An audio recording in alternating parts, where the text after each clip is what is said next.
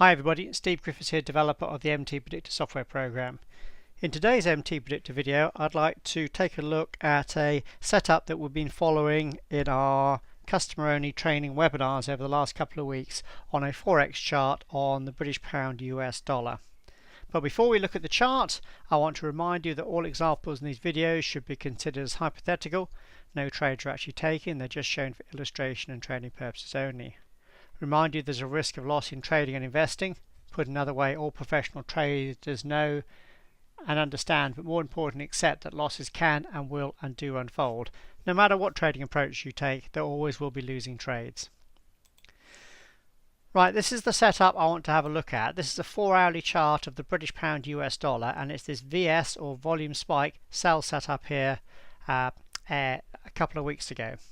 So I just want to go over how we approach MTPredictor. The first question is MTPredictor a black box system where you just take all the setups, perhaps in the direction of our MTP trend, red for down, black for in the process of making a reversal, and blue for up, or do we do something else?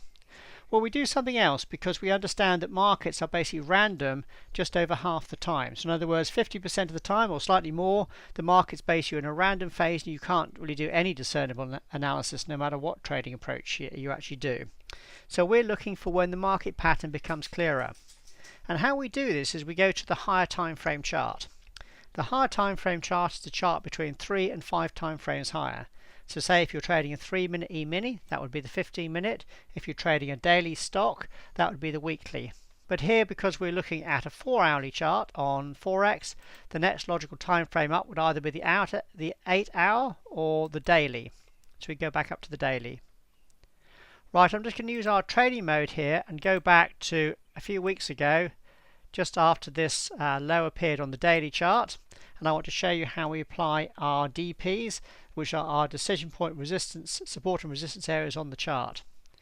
So here we use the last swing into the low, so we go back to that pivot high there. We right mouse click, do decision point, and can you see how it gave you an area of resistance, but that resistance was out there on the chart literally days and days before the market even got there. Because if I turn trading mode off, can you see what the British pound US dollar did? It went up into that level, made a high, and then came back down again. So in other words, you're preparing you in advance for potential resistance. Let's now go down to the time frame we were following for the setups.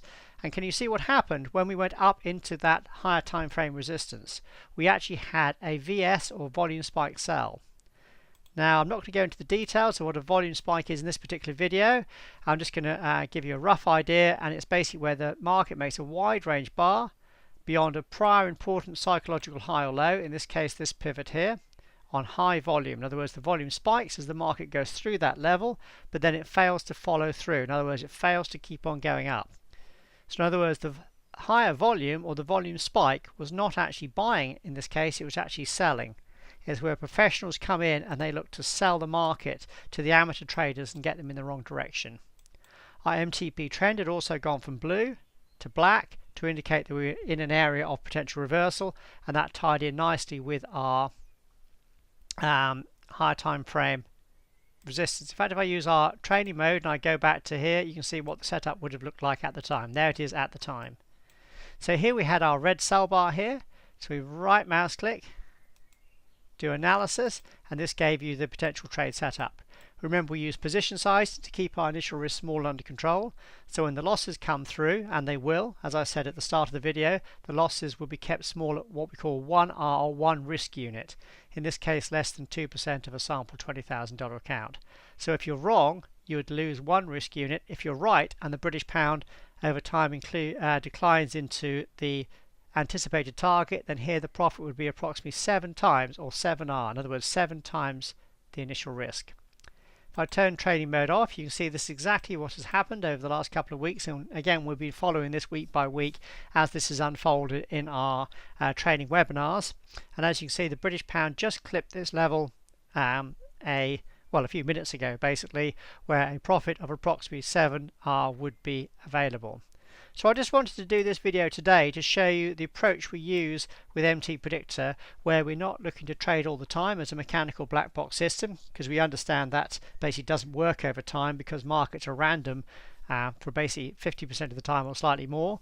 We're then looking to only look for trade setups when the market pattern is clear, and for that we use our decision point support and resistance zones on the higher time frame chart. We wait until the market on the time frame you're following goes up into those levels, or down if you're looking for support, and then makes a meaningful reversal at those levels. We're then looking to trade setups either at that level or just after that level once the market has started to move in the anticipated direction. In other words, we're looking to see when the market pattern becomes clear on the higher time frame. And as you can see, this is a great example here that's unfolded on the British pound. Of course, these buy setups here you wouldn't be interested in, because first and foremost they're against our large trend, which would have been down off our higher time frame support, and also our MTP trend was red, indicating the large trend was down as well, so you wouldn't be even considering those buy setups. So a good example of MTPredictor unfolding on a slightly longer Forex chart, in this case the British pound US dollar on a 4-hourly chart, using the daily chart for the higher time frame, support and resistance, and as you can see that's exactly what the market's done. It's gone from that DP resistance. If I now put this DP support zone on, you can see that's indeed where it's got to there at the moment. And there we go. So that DP support zone on the daily chart is the same area as our target level. So a good example of MTPredictor unfolding on a 4-hourly chart of the British pound US dollar.